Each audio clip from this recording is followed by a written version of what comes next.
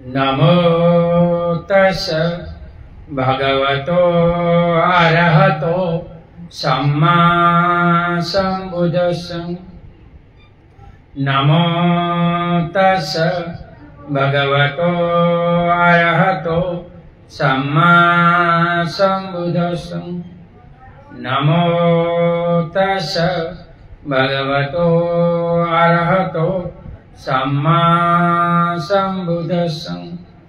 बुद्धं शरणं गच्छामि, धम्मं शरणं गच्छामि, संघं शरणं गच्छामि, द्वितीयंपि तृतीयंपि बुद्धं शरणं गच्छामि, धम्मं शरणं गच्छामि, संघं शरणं गच्छामि।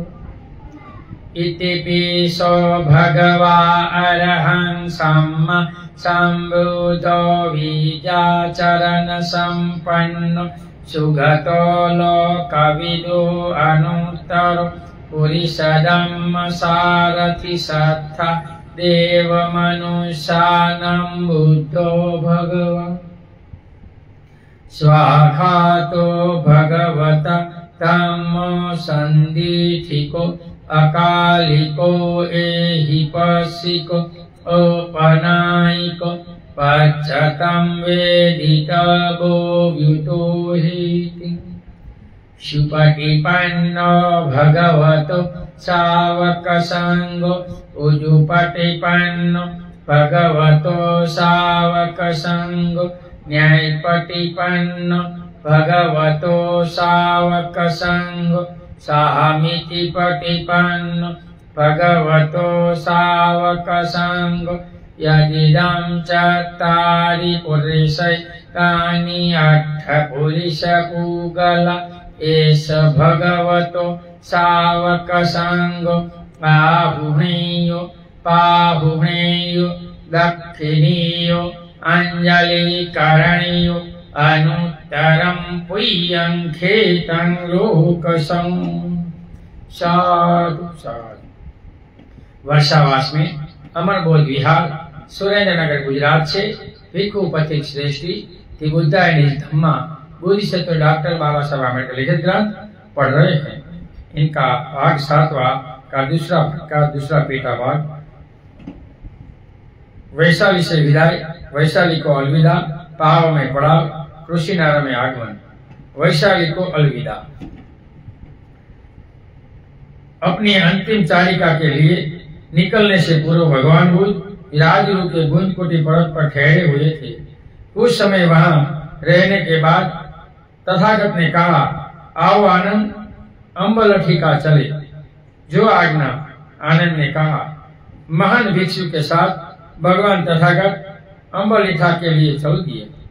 कुछ समय अम्बलिठा के ठहरकर भगवान तथागत नालंदा में चले गए।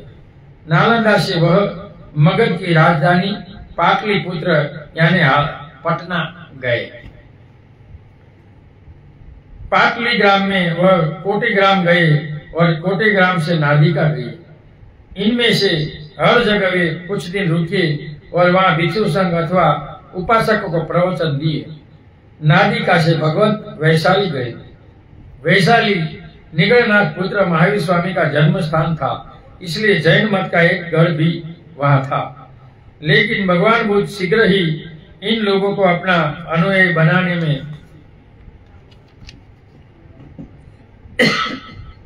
सफल हो गए। कहा जाता है कि अनावृत्ति के कारण वैशाली में ऐसा अकाल पड़ा कि बहुत से लोग मर रहे थे। अकाल पड़ा, बारिश नहीं थी और बड़ा रोग आया था। वैशाली के लोग ने अपनी सभा में इसकी चर्चा की। बड़े वाद विवाद के बाद सभी ने भगवान तथागत को नगर में आमंत्रित करने का निश्चय किया। वैशाली के पुरोहित पुत्र राजा बिंबिसार के मित्र महाली नाम के लिच्छवी को निमंत्रण देने के लिए भेजा। भगवान बुद्ध ने निमंत्रण स्वीकार किया और 500 भिक्षुओं के साथ चल दिए। जैसे ही उन्होंने वैदियों की सीमा में प्रवेश किया, बड़ी जोर का तूफान आया, मूसलाधार वर्षा हुई और अकाल समाप्त हो गया। वैशाली के लोगों ने जो भगवंत का इतना स्वागत किया कि उनका कारण यही हुआ। तब से परित्राण करने की परंपरा आई।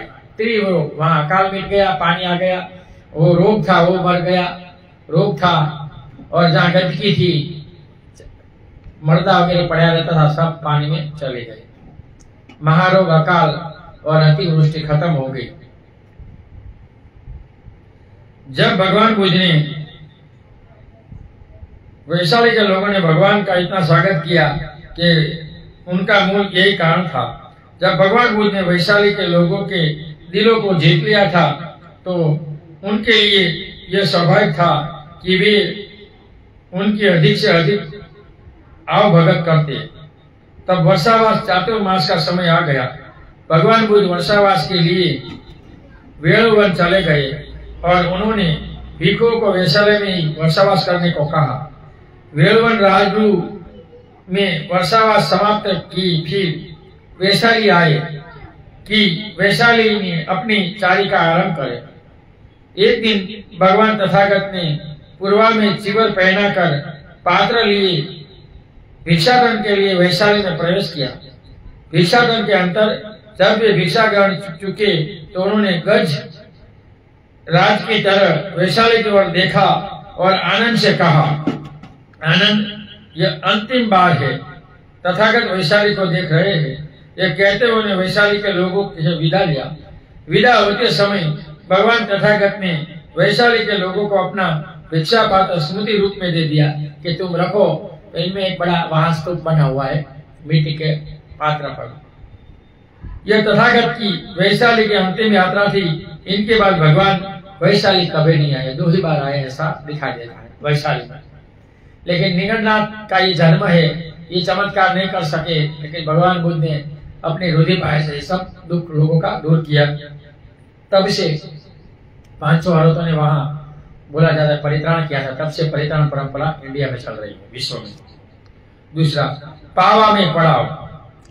वैशाली से तथागत भंडग्राम गई, भंडग्राम से हठीनगर और तब भोगनगर और भोगनगर से पावा।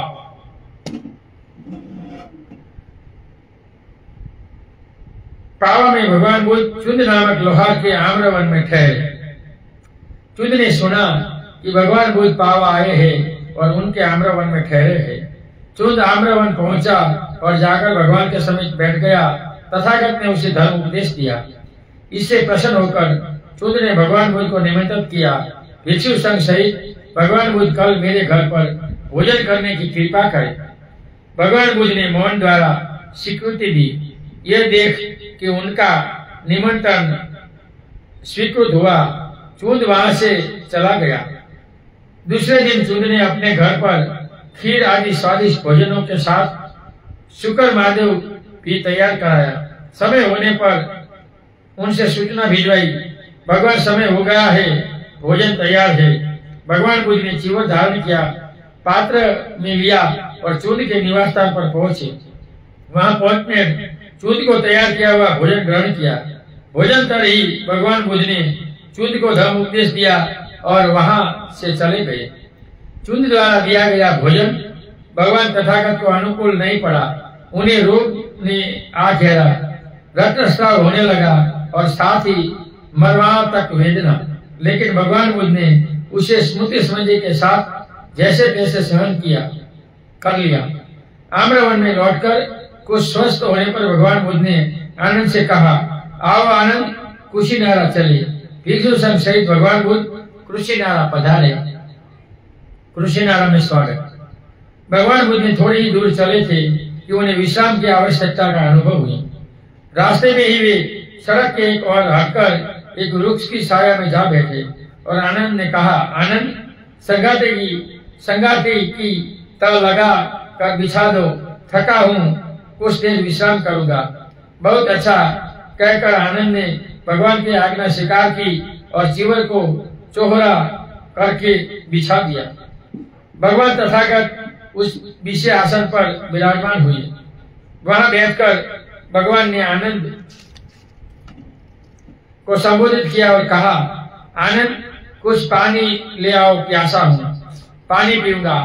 आनंद का उत्तर था, कुकुद नदी समीप है, इनका जल साफ है और स्वच्छ है, पानी निर्मल है, आसानी से नीचे उतरा जा सकता है। वहां भगवान बुद्ध चले, पानी भी पी ले और हाथ मुंह भी धो ले। इस जलाशय का जल साफ नहीं है, गंदा है। तथागत का शरीर इतना दुर्बल हो गया था कि वे वहां तक चल न सकते थे। वह पास के जलाशय के पानी से संतुष्ट थे। आनंद पानी लाए तो तथागत ने पिया। तथागत ने देर विश्राम करके विष्णु संघ सहित भगवान बुद्ध कुकुद नदी पर पहुंचे। वहां पहुंचकर वे पानी में उतरे तथा स्नान किया और जल पान किया। फिर दूसरी और बाहर आकर वे आम्रवन की ओर बढ़े। वहां पहुंचकर उन्होंने आनंद को फिर आज्ञा दी कि उनका चिवर बिछा दे, मैं थका हूं, मैं लेटूंगा। आज्ञा अनुसार चिवर बिछा देगा और भगवान तथागत ने उस पर विश्राम किया। थोड़ी देर विश्राम के बाद भगवान उठे और आनंद से कहा, आनंद, हम मल्लों के सालवन में चले। यह हिरण्यवती के दूसरे किनारे पर कुशीनारा का उपवन है। वहां पहुंचकर तथागत ने आनंद से भी कहा, आनंद, इन जोड़े साल वृक्षों के बीच मेरी संगाटी बिछा दो, मैं थका हूं, विश्राम करूंगा। आनंद ने संगाटी बिछा दी और भगवान तथागत ने अपने आप को लेटा दिया और वहां भगवान आराम करने सो गए। ये भाग समाप्त हुआ, दूसरा भाग। अब तीसरा भाग महापरिनिर्वाण। उत्तराधिकारी की नियुक्ति। एक समय भगवान बुद्ध साक्यों में चारिका करते थे। उस समय वे धनुधारी नामक साक्य परिवार के आम्रवन में ठहरे हुए थे। उस समय पावा के निगड़नाथ पुत्र महावीर का देहांत हुआ। थोड़ा ही समय हुआ था। उनकी मृत्यु पर निगड़ यानी कि जैन अनुयायी, नग्न अनुयायी लोगों में आपस में झगड़ा हो गया। वे दो दलों में विपुल होकर परस्पर एक दूसरे रूपी शब्द रूपी बाणों से बीजने लगे, गाली गलौज करने लगे और बहुत बड़ा प्रॉब्लम हो गया। अब चूंद सामने पाव में वर्षावास समाप्त कर आनंद स्थली से मिलने आया। उसने सूचना दी कि निगड़नाथ पुत्र का अभी अभी पावा में शरीरांत हो गया है। उनकी मृत्यु हो जाने पर निगढ़ लोगों में आपस में झगड़ा हो गया है। वे दो दलों में विभक्त हो गए हैं। एक दूसरे को परस्पर शब्द रूपी बाणों से भीनते। इनका कारण यह है कि उनका कोई शास्त्र नहीं रहा। वो दूसरा शास्त्र बनाना चाहे लेकिन उसने बनाना नहीं, इसलिए ऐसा हुआ। तब आनंद स्थली ने कहा, चूंद, यह तथागत के ध्यान में लाने लायक यह महत्वपूर्ण विषय है। हम भगवान को जाकर बताएं। हम भगवान के पास चले और वहां जाकर बात बता दे। बहुत अच्छा बनते, चूंद ने जवाब दिया। तब आनंद और चूंद दोनों मिलकर भगवान बुद्ध के पास पहुंचे और अभिवादन कर उन्हें निगड़नाथ पुत्र की सूचना दी और साथ ही आगे पूर्वक निवेदन किया कि तथागत अपना कोई उत्तराधिकारी नियुक्त कर दे, जिससे कि मृत्यु के बाद कोई प्रॉब्लम न हो। निगड़नाथ पुत्र में नग्न साधुओं में दो भाग हो गया, ऐसा यहाँ भी आप मानने के पास हो सकता है, इसलिए भगवान आप कुछ करें। चूंद की बात सुनी तो भगवान बुद्ध ने उत्तर दिया, चूंद, विचार करो कि लोक में एक शास्त्र उत्पन्न होता है, अलग सम्यक सबूत। यदि वह सदम की देशना करता है तो सुआख्यात है, जो प्रभावशाली पथ प्रदर्शक है, जो शांति की ओर ले जाता है। लेकिन यदि उनके श्रावक सदम में सम्यक प्रतिष्ठित नहीं हुए हैं, यदि वह सदम का शास्त्र के न रहने पर उनका त्राण नहीं कर सकता तो सवाल किया, तो हे चूंद, ऐसे शास्त्र का न रहना उनके श्रावकों के लिए भी बड़े दुख की बात है और उनके धर्म के लिए बड़ा खतरा है। लेकिन चूंद, जब लोक में एक ऐसा शास्त्र उत्पन्न होता है तो अलग हो, तो सम्यक सबूत हो, जिनके सदम की देशना की हो, जिनका सदम सुव्याख्यात हो, जो सदम प्रभावशाली पथदर्शक हो, जो शांति की ओर ले जाता हो और जहाँ श्रावक सदम में सम्यक रूप से प्रतिष्ठित हो गए हो, और जब शास्त्र के न रहने पर भी वह सदम उन श्रावकों के सम्यक रूप में प्रकाशमान रहता हो। तो चूंद ऐसे शास्त्रा का न रहना उनके सेवकों के लिए दुख की बात नहीं है। तब किसी उत्तराधिकारी की क्यों आवश्यकता है? जब आनंद ने एक दूसरे अवसर पर यह भी बात दोहराई तो भगवान ने कहा, आनंद, क्या दो भिक्षु भी तुम्हें ऐसे दिखाई देते हैं जिनका धर्म के विषय में एक मत न हो? नहीं, लेकिन जो तथागत के आसपास हो सकता है कि वे भगवान के मरने के बाद विनय के संबंध में, संघ के नियमों में के संबंध में विवाद खड़ा कर दे, और विवाद बहुत लोगों के दुख के लिए होगा, बहुत लोगों के अहित के लिए होगा। आनंद, विनय संबंधी विवाद भिक्षुओं के नियमों के संबंध में विवाद बहुत महत्व के नहीं है, लेकिन हो सकता है कि भिक्षु संघ में धर्म को लेकर भी विवाद उठ खड़ा हो। उस सचमुच चिंता की बात होगी, लेकिन धर्म संबंधी विवादों के विषय में कोई डिटेक्टर कुछ नहीं कर सकता, और उत्तराधिकारी भी यदि तानाशाह नहीं बनता तो कर सकता है। धर्म संबंधी विवादों का निर्णय किसी तानाशाही का विषय नहीं है। किसी भी विवाद के बारे में स्वयं संघ को ही निर्णय करना होगा। संघ और इकट्ठे होकर विचार करना चाहिए, और जब तक किसी निर्णय पर न पहुंचा जाए तब तक उस संबंध में अच्छी तरह उपाय करनी चाहिए, और बाद में उस निर्णय को स्वीकार करना चाहिए। विवादों का निर्णय बहुत से होना चाहिए। उत्तराधिकारी की नियुक्ति इसका समाधान नहीं है आनंद, इसलिए मैं कोई उत्तराधिकारी नहीं दूंगा। इसे कुछ होने वाला नहीं है, इसे मठाधिपति हो जाएगा तो मैं करने के लिए तैयार नहीं हूँ। दूसरा, अंतिम दम दीक्षित। उस समय सुभद्रा नामना परिवारक कृषिनारायण में रहता हुआ था। सुभद्रा परिवारक ने सुना, कहा जाता है कि आज की रात पिछले पहर में श्रमण गौतम के परिणाम प्राप्त होंगे, महापरिनिर्वाण प्राप्त होंगे। तब सुभद्रा परिवारक के मन में आया, मैंने कुछ दूसरे वयोवृद्ध परिवारों के आचार्यों तथा शिष्यों से सुना है कि लोक में तथागत अर्यक सम्यक समझ रोज रोज जन्म ग्रहण नहीं करते, और आज ही रात पिछले पहर में श्रमण गौतम का महापरिनिर्वाण हो जाएगा। अब मेरे मन में एक संदेह पैदा हुआ है। मुझे श्रमण गौतम, भगवान गौतम पर विश्वास है कि वह मुझे ऐसा उपदेश दे सकते हैं जिससे मेरी संदेह की निवृत्ति हो जाए। तब सुभद्रा परिवारक छोटी सड़क से मल्लों के सालवन पहुंचा। वह वहां गया जहां आनंद स्थविर थे और बोला, आनंद स्थविर, मैं जरा देर के लिए श्रमण गौतम का दर्शन कर पाता, मुझे दर्शन करना है। उनके ऐसा कहने पर आनंद स्थविर ने सुभद्रा परिवारक से कहा, सुभद्रा अब रहने दो, सुभद्रा अब तथागत को कष्ट मत दो। सुभद्रा, जब भगवान विश्राम कर रहे हैं तो बहुत देर थके हुए हैं। सुभद्रा परिवारक ने दूसरी और तीसरी बार भी अपनी बात दोहराई। तीनों बार आनंद स्थविर ने सुभद्रा परिवारक को एक ही उत्तर दिया, रहने दो, भगवान को आराम करने दो। आनंद स्थविर और सुभद्रा परिवार के बीच की बातचीत को भगवान ने सुन लिया। उन्होंने आनंद स्थविर को संबोधित करके कहा, आनंद, सुभद्रा को मत रोको, सुभद्रा को तथागत का दर्शन करने दो, सुभद्रा को प्रश्न मुझे पूछने दो, मैं जवाब दूंगा। मुझे कष्ट देने के लिए नहीं होगा, जो इनके हित के लिए होगा। मैं उनके उत्तर में दूंगा, उसे भी वह शीघ्र ही समझ लेगा। तब आनंद स्थविर ने सुभद्रा परिवारक को कहा, सुभद्रा, भीतर जाओ, भगवान ने तुम्हें अनुमति दे दी। भगवान तुझे बुला रहे हैं, मैं मना करता था लेकिन भगवान तुझे बुलाया है। तब सुभद्रा परिवारक भगवान बुद्ध के समीप पहुंचा, अभिवादन किया और स्वस्थ समाचार पूछकर एक और बैठ गया।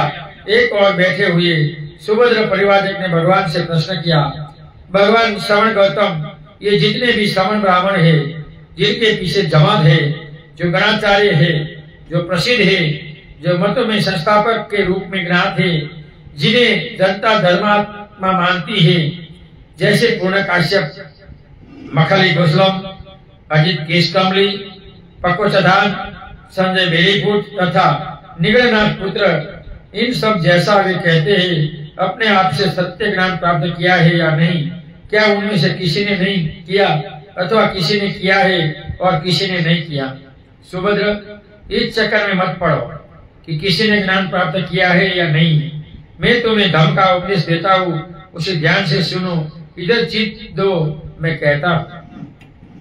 भगवान बहुत अच्छा कहकर सुभद्र परिवारजक ने भगवान की ओर ध्यान दिया। तब भगवान ने कहा, सुभद्र, जिस धम्म विनय मत में आर्य अष्टांगिक मार्ग है नहीं है, उसमें कोई श्रवण नहीं है। जिस धम्म विनय में आर्य अष्टांगिक मार्ग है, उसी में श्रवण है।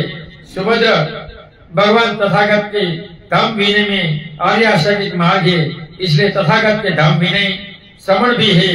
श्रोतापति, सकटगामी, अनागामी तथा अर्थ है। दूसरे मत श्रवणों से शून्य है। लेकिन हे सुभद्र, यदि इस धम्म विनय से सम्यक जीवी होंगे तो संसार कभी अनर्थों से शून्य नहीं होगा।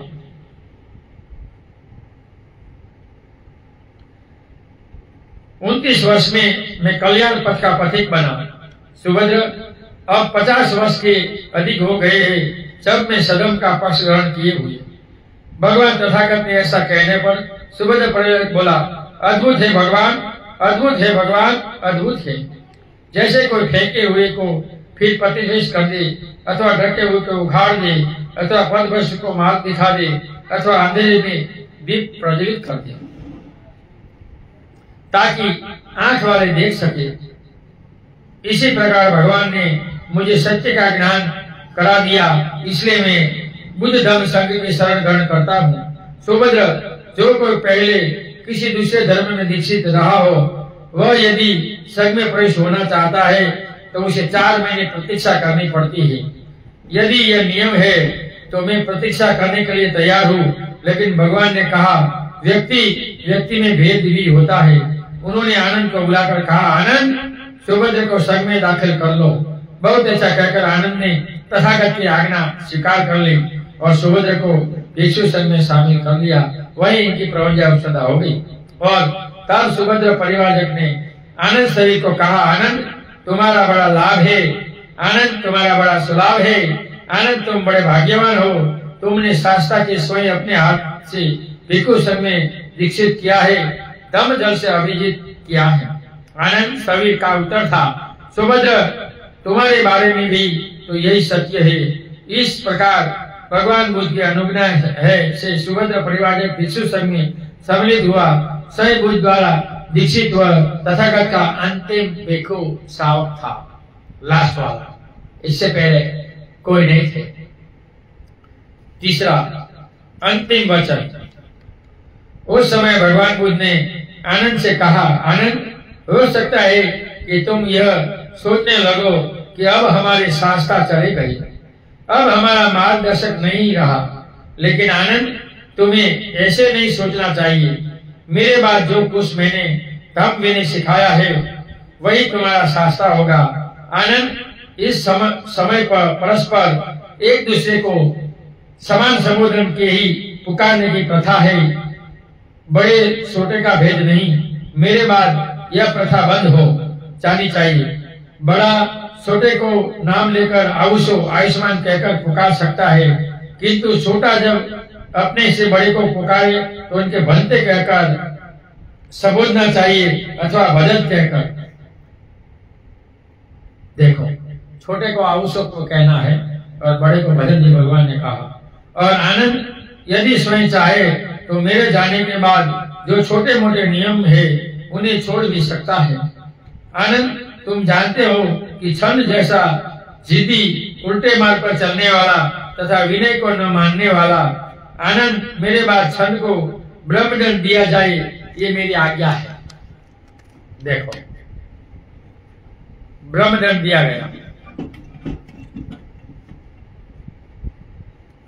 भगवान आध्यात्मिक दंड से आपका क्या अभिप्राय है? आनंद, छंद चाहे कुछ भी कहे, उन्हें कहने दिए जाए, उनके साथ बोला न जाए, उसे कुछ कहा न जाए, उसे कुछ भी शिक्षा न दी जाए। हो सकता है कि इस तरह उनका कुछ सुधार हो जाए।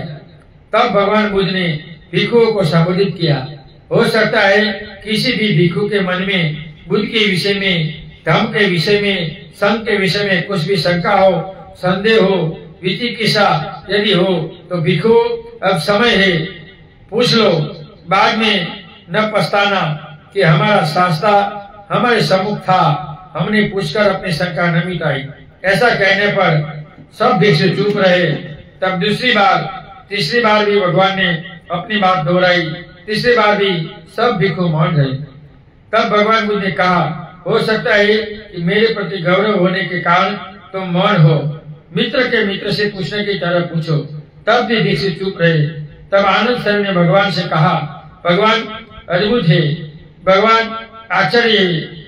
मुझे अपने इस संघ का विश्वास है। इतने भिक्षुओं में कोई एक भी भिक्षु जिसे बुद्ध के बारे में शंका हो, धम्म के बारे में शंका हो, संघ के बारे में शंका हो अथवा मार्ग के बारे में शंका हो। आनंद, तुम्हें तो इस बात का विश्वास है, किंतु तथागत को इस बात का ज्ञान है कि इन भिक्षुओं में से किसी एक को भी किसी एक के विषय में शंका नहीं है। मेरे इन 500 भिक्षुओं में से जो सबसे कम उन्नत है वह कभी कम से कम श्रोतापति अवश्य है, अर्थात श्रोता में पढ़ाना पड़ा है और जिनकी बुद्धि प्राप्ति सुनिश्चित है। तब भगवान बुद्ध ने भिक्षुओं को संबोधित किया, भिक्षुओं मैं फिर तुम्हें स्मरण करा रहा हूँ, सभी संस्कार अनित्य है, अप्रमाद पूर्वक लक्ष्य की प्राप्ति में लगे रहो। तथागत ने अंतिम शब्द ये है कि जगत अनित्य है और ये नाशवत है, तो इस जगत में आनंद अच्छी तरह काम करो। भगवान का कहना ऐसा है कि आलस मत करो और अच्छी तरह जीवन जियो, ऐसा भगवान ने कहा। आज हमारा समय हो गया है, यहाँ हम ये परिपूर्ण करते हैं। कल हम दूसरा पढ़ेंगे। ऑनलाइन और सामने सुनने वाले सभी लोगों को सुने हुए धम्म का हम पुण्यानुमोदन करते हैं। सुने हुए धम्म से आप सभी लोग सुखी हो, निरोगी हो, आपका कल्याण हो, आपका मंगल हो। ऑनलाइन और सामने सुनने वाले सभी लोगों को हो सके इतना समझाने का मैंने प्रयत्न किया। भाषा के कारण, वाणी के कारण किसी को कोई बुरा लगा तो क्षमा करना, मेरा कोई ऐसा उद्देश्य नहीं था। नथि मे शरणम अयम बुद्धो मे शरणम वरम एतेन सच्चवचेनम होतु मे जय मंगलम। नथि मे शरणम अयम धम्मो मे शरणम वरम एतेन सच्चवचेनम होतु मे जय मंगलम। नथि मे शरणम अयम संघो मे शरणम वरम एतेन सच्चवचेनम होतु मे जय मंगलम। नमो बुद्धाय, नमो धम्माय, नमो संघाय। साधु साधु साधु। सबका मंगल हो, सबका कल्याण हो, सब सुखी हो, सब सुखी हो, सब सुखी हो।